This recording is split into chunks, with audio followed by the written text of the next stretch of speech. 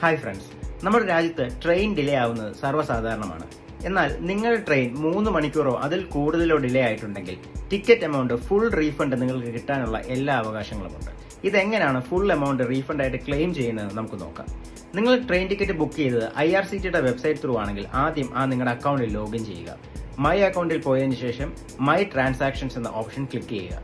അതിൽ TDR എന്ന് പറയുന്ന ഒരു ഓപ്ഷൻ കാണും, അതായത് TDR ഫയൽ ചെയ്യാനുള്ള ഓപ്ഷൻ. ഈ ഓപ്ഷൻ സെലക്ട് ചെയ്തതിനു ശേഷം നിങ്ങളുടെ ഡീറ്റെയിൽസും ട്രെയിൻ ഡീറ്റെയിൽസ് എന്താണ് കാരണം, റീസൺ ഫോർ TDR, ഈ ഓപ്ഷനിൽ നിങ്ങളുടെ ട്രെയിൻ 3 മണിക്കൂറുകൾ ഡിലേ ആണെന്നുള്ള ഓപ്ഷൻ ക്ലിക്ക് ചെയ്യുക. അതിനുശേഷം ഇത് ഫയൽ ചെയ്താൽ മാത്രം മതി. 4 വർക്കിംഗ് ഡേയ്സിനുള്ളിൽ ഫുൾ എമൗണ്ട് നിങ്ങൾക്ക് റീഫണ്ടായി. എങ്ങനെയാണോ നിങ്ങൾ ആദ്യം ടിക്കറ്റ് എടുത്തത്, അത് കാർഡ് പേയ്മെന്റ് ആണെങ്കിൽ കൃത്യമായി നിങ്ങളുടെ അക്കൗണ്ടിൽ തന്നെ ആ പണം വരും. മറിച്ച് നിങ്ങൾ ട്രെയിൻ സ്റ്റേഷന്റെ കൗണ്ടറിൽ നിന്നാണ് ടിക്കറ്റ് എടുത്തതെങ്കിൽ അവിടെ റീഫണ്ട് ഫോം കാണും.